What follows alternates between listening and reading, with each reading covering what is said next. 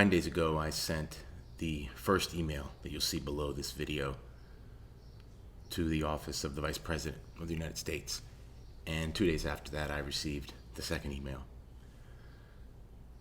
The 14th of June is next Tuesday. Today is June 9th, Thursday.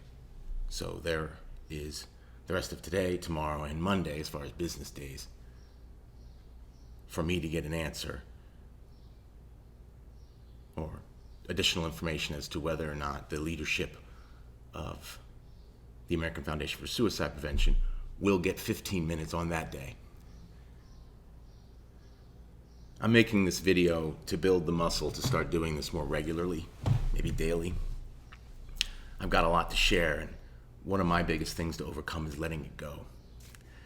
I am the son of an exacting perfectionist, and my siblings can attest to the challenges that being such can present. It has its advantages as well.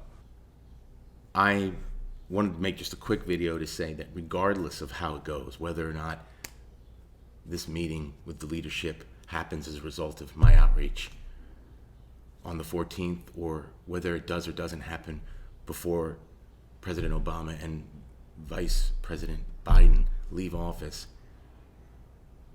I'm overjoyed because I'm finally, since their election, I've been aiming to make that ask and to make some ask like that and to do what I am about to do, what I'm beginning to do now, which is to speak to them directly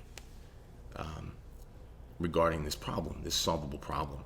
My background, I'm an accomplished project manager, and I am creating a life for myself for the project that I want, which is to cause the beginning of the end of suicide, the ceasing of the rising rate, cease the rise, and then to bend it back down, to bend the suicide rate curve by 50% within a decade. And I fully support the AFSP's goal, 20% by 2025. I guess for me to think that we're going to get that, I'm going to play for 50. Pam Hyde, former administrator of SAMHSA, agreed with that idea at the AFSP's forum last summer. Anyway, so I'm not the only one to think that we could shoot higher. I'm glad that the AFSP is shooting for a number at all. I think specificity and desired outcomes drives performance. But more on that later. I'm overjoyed because one is a very personal reason that I'm making this outreach, and I am where I am on my journey in my activism, in my advocacy for a cause much bigger than myself, that I am doing so actively, and my parents are still alive. That means a lot to me. And secondly, I am ready to live into and to own that the beginning of the end of suicide is within our reach, that I am the beginning of the end of suicide. It begins with me.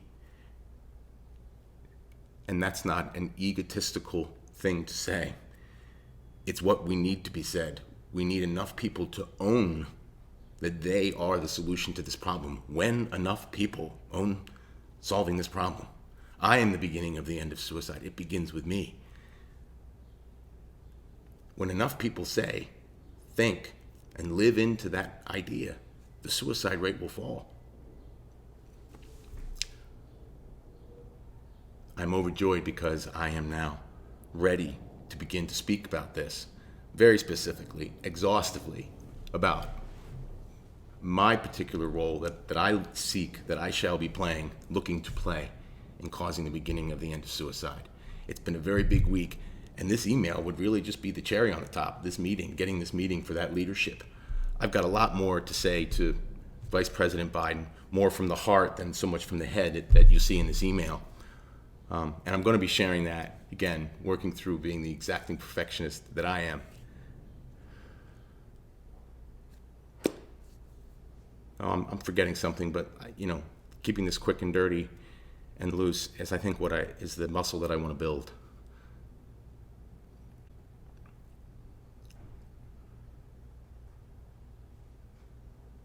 That's it for now. Thanks for your time and attention. See you next time.